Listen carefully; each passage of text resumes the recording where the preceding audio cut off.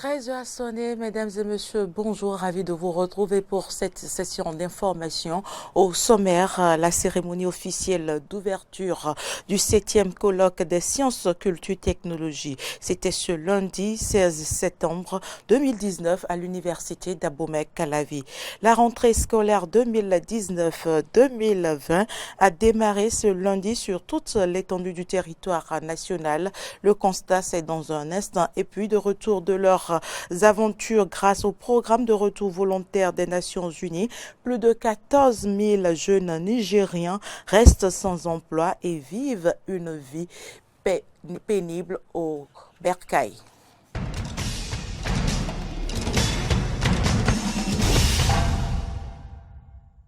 Merci de votre fidélité. La ministre Éléonore Yahi Ladécan a procédé ce lundi 16 septembre 2019 à l'ouverture officielle du 7e colloque des sciences, culture, technologie. La cérémonie s'est déroulée à l'université d'Abomey-Calavi en présence de plusieurs personnalités. Reportage.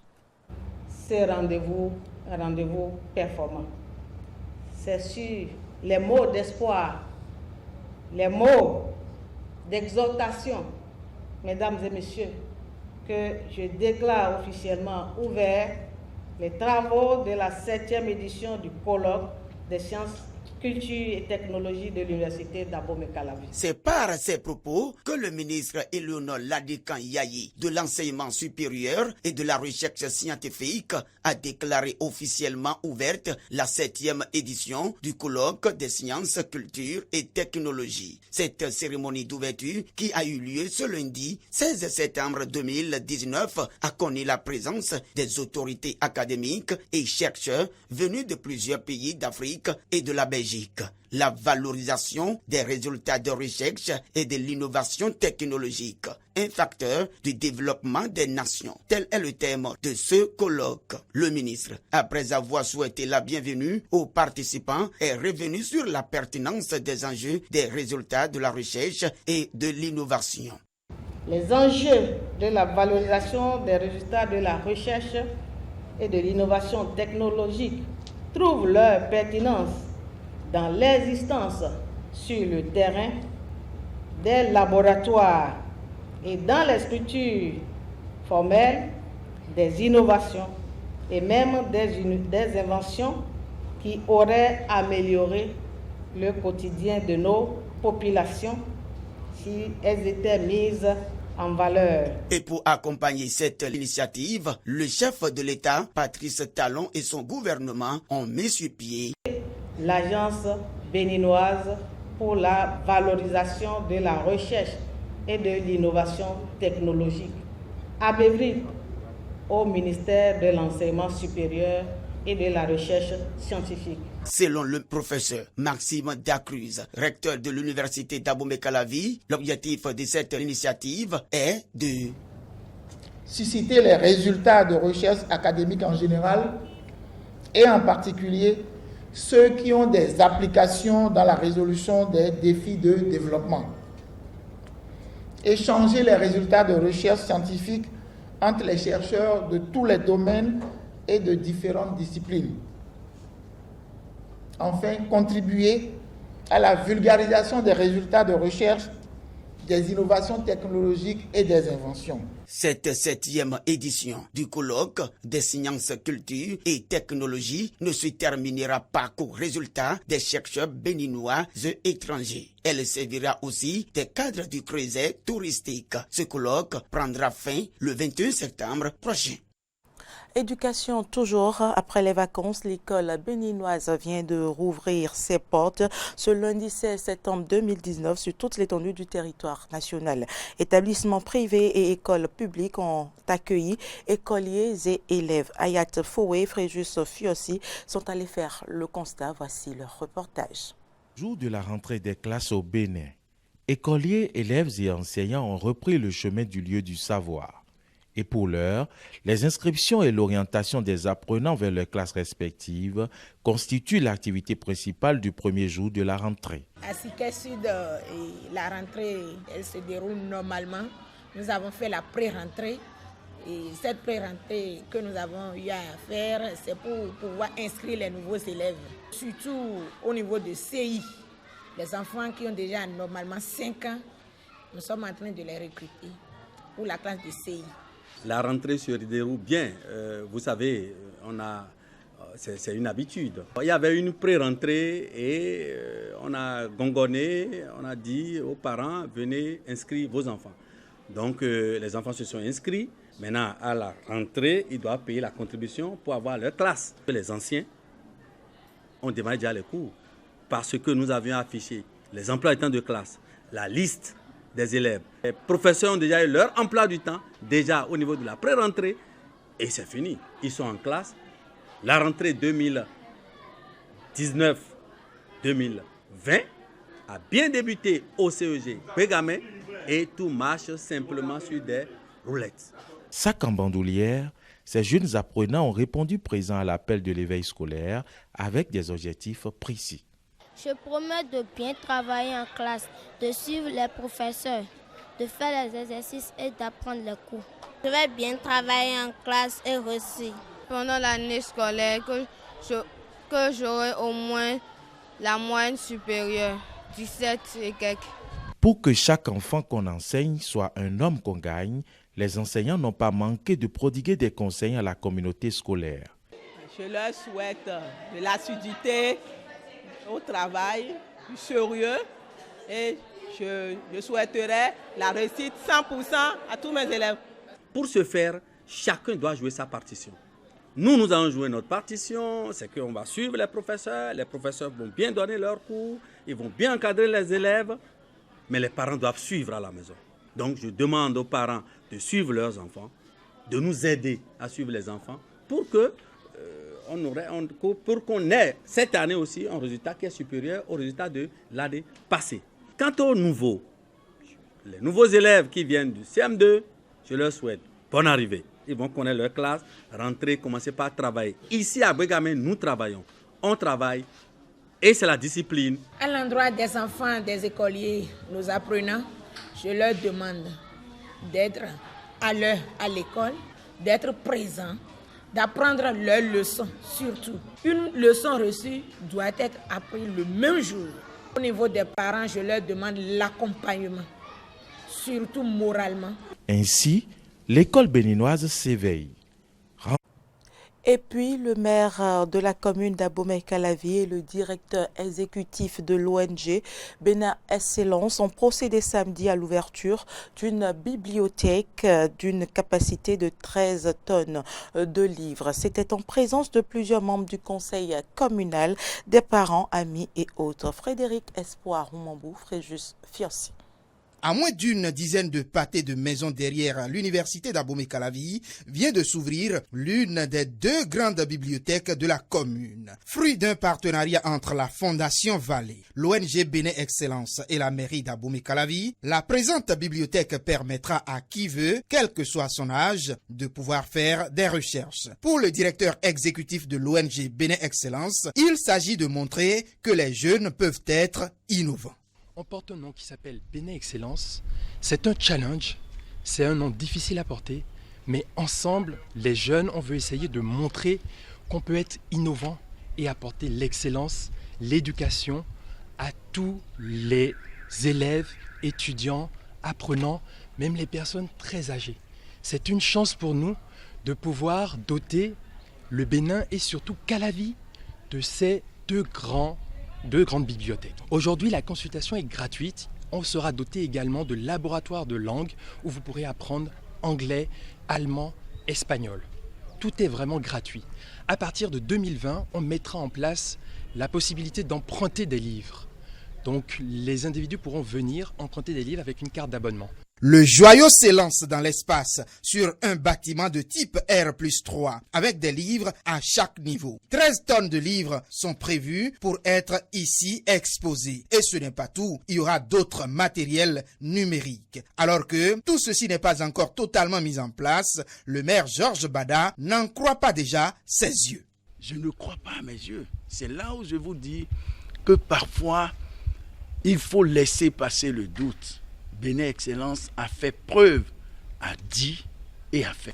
nous à Abomey-Calavi, nous avons trouvé une âme généreuse qui fait que désormais le siège du savoir sera ici et conforté par déjà l'existence de l'université nationale d'Abomey-Calavi.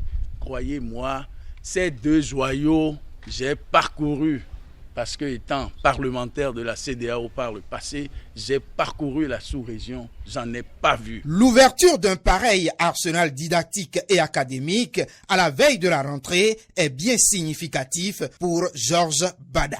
Bénin Excellence a tout fait pour que les portes soient ouvertes à la veille de la rentrée scolaire. Nous souhaitons à tous nos enfants, à tous les élèves, une belle rentrée et que ici soit leur lieu de récréation. Parce que je n'ai pas oublié, je vais le dire, il y aura plus de 150 000 ordinateurs, laboratoires de langue. Croyez-moi, ce n'est pas donné à tout le monde. Alors désormais, élèves, étudiants et même particuliers de toutes sortes peuvent bouquiner en silence pour ajouter de l'excellence à leurs compétences.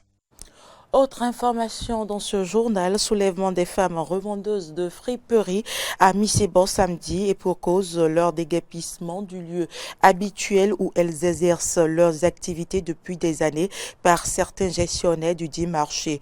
Une décision à laquelle ces femmes s'opposent au motif qu'elles paient régulièrement leur tasse à la Sogema qui d'ailleurs leur reconnaît le droit d'y rester. Suivez Jocelyne Nadia Rodonou, revendeuse de friperies au marché de Missebo. Elle est au micro de Hayat Foué et de Romaric Devochi. Nous restons ici, nous vendons depuis des années. Ils ont eu à nous casser entre-temps. Pourtant, on est resté, on a essayé de se replacer. Et Sogema reconnaît que nous sommes ici. Sogema vient chaque fin du mois pour prendre l'argent chez nous. Entre-temps, quand on nous a cassés, ils ont trouvé de l'emplacement aux vendeuses de crevettes et de poissons fumés. Mais chaque fois quand on demande qu'on nous vienne en aide, ils refusent. Ils ne nous viennent jamais en aide. Dans le mois passé, ils sont venus pour nous dire qu'ils veulent prendre le derrière, de nous dégager. Et on a dit on va nous dégager, pourquoi? Et dans la communication, on a constaté que c'est les revendeuses de crevettes et de poissons fumés qu'ils veulent mettre en place. Et on a dit, comment est-ce que nous allons rester dans la boue, remblayer la boue, et ça va devenir maintenant dur.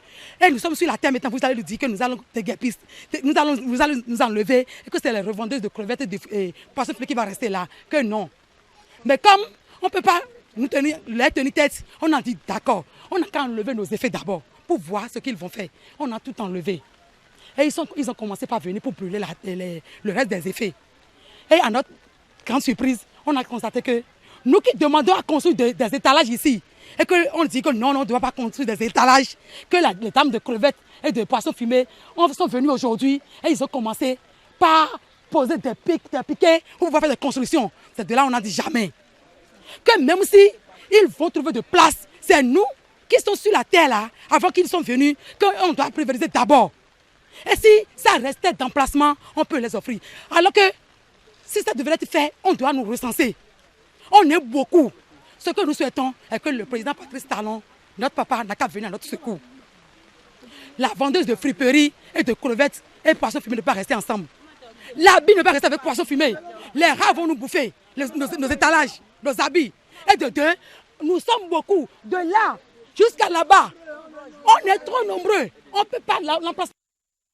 Actualité en dehors du Bénin, depuis 2017, plus de 14 000 jeunes Nigériens, en grande majorité sans diplôme, sont rentrés dans leur pays d'origine via le programme de retour volontaire des Nations Unies après avoir vécu l'enfer bloqué pendant des mois, parfois des années en Libye. De retour dans leur pays, ils se retrouvent confrontés à une vie encore plus difficile que lorsqu'ils sont partis, criblés de dettes, sans emploi, brisés par les tortures de leurs trafiquants et par leurs rêves échoués. Reportage. Gloria rêvait d'une carrière dans la mode à l'étranger. Aujourd'hui, elle travaille dans cet atelier de survêtements synthétiques. Depuis son retour à Benin City, elle coud à la chaîne pour $40 par mois. Comme de nombreux Nigérians qui ont tenté de fuir la misère, le voyage de Gloria s'est arrêté en Libye sur le chemin de l'Europe. Mon père pensait que si je partais, je pourrais venir en aide à la famille. Donc quand je suis revenue, je n'ai raconté qu'à lui tout ce que j'ai vécu. Quand les autres me demanderont, je ne le raconterai pas. Comme elle, 14 000 jeunes Nigérians sans éducation et bloqués en Libye sont rentrés au pays depuis 2017 grâce à un programme des Nations Unies. L'État d'Edo leur met à disposition une allocation d'une centaine d'euros environ. Pour tenter de se réinsérer, ils suivent un programme de formation. C'est une priorité pour nous de donner aux rapatriés et aux jeunes, qui sont pour certains des migrants, des emplois et des opportunités qui les intéressent. Des choses qu'ils aimeraient faire, mais pas seulement. Nous ne voulons pas seulement qu'ils soient embauchés, mais aussi qu'ils évoluent. Au Nigeria, 55% des moins de 35 ans n'ont pas d'emploi. C'est le cas de Tike, qui a tenté de rejoindre l'Europe en 2017. Malgré une formation de boucher, il est au chômage depuis son retour. C'est dans ce minuscule de pièces qu'il doit vivre avec sa femme et sa fille. Quand j'étais en Libye, je me disais « il faut que tu survives » et c'était difficile. J'ai traversé beaucoup d'épreuves, mais si j'ai pu survivre 4 jours dans le désert sans manger, alors je peux jeûner dans mon pays pendant 1 mois. Je suis mieux ici. Plus de 60 000 Nigérians sont toujours bloqués en Libye. La grande majorité d'entre eux sont dans des centres de rétention ou entre les mains des mafias et des milices locales. Des élections législatives anticipées en Israël et un scrutin décisif pour le Premier ministre Benjamin Netanyahou qui avait dû dissoudre le Parlement il y a 5 mois, faute d'être parvenu à former un gouvernement. Le même scénario se profile aujourd'hui avec les mêmes enjeux et les mêmes protagonistes. Reportage. L'État hébreu serait-il ingouvernable? C'est la question que se posent de nombreux observateurs depuis les législatives d'avril dernier. Le modèle électoral israélien, élaboré en 1948 pour épouser la diversité de la société, se transforme aujourd'hui en piège. Le système à la proportionnelle intégrale est miné par les divisions profondes au sein de la société israélienne, mais aussi par une personnalité centrale et clivante, Benjamin Netanyahou, 69 ans, qui bat tous les record de longévité au poste de Premier ministre. Des élections d'autant plus cruciales pour celui que l'on surnomme Bibi, qu'elles interviennent 1 mois avant sa comparution devant la justice dans une affaire de corruption, d'abus de confiance et de malversation. Pour l'heure, il n'est ni inculpé ni condamné, mais une victoire électorale pourrait permettre à ses alliés de lui voter l'immunité. Une situation dénoncée par ses détracteurs. Non seulement Netanyahou n'a pas démissionné, mais il s'est attaqué sévèrement aux garants du maintien de l'ordre. Il les a accusés de comploter contre lui, de le haïr, d'être des gauchistes, de monter un coup contre lui. Et sans peur ni honte, les amis de Netanyahou tentent de passer des lois à son profit pour faire en sorte que toute personne qui entre au gouvernement puisse bénéficier d'une immunité. Pour séduire l'électorat d'extrême droite, le Premier ministre sortant vient de légaliser une colonie de Cisjordanie occupée. Aujourd'hui, j'annonce mon intention d'appliquer, avec la formation du prochain gouvernement, la souveraineté israélienne sur la vallée du Jourdain et le nord de la mer Morte. Par respect pour le président Trump et par grande confiance en notre amitié, j'attendrai d'imposer la souveraineté israélienne sur toutes les colonies jusqu'à la présentation du plan diplomatique du président. Mais ce match retour s'annonce difficile pour lui. Si son parti, le Likoud, est toujours en tête dans les sondages, il ne devance que de peu le parti bleu et blanc mené par Benny Gantz et reste en dessous de la majorité qui lui permettrait de gouverner seul. Autre changement depuis la dernière élection, l'émergence d'un candidat, Lieberman, dirigeant du parti Israël Beiteinu et qui, d'après les derniers sondages, a doublé ses intentions de vote, ce qui le placerait en faiseur de roi.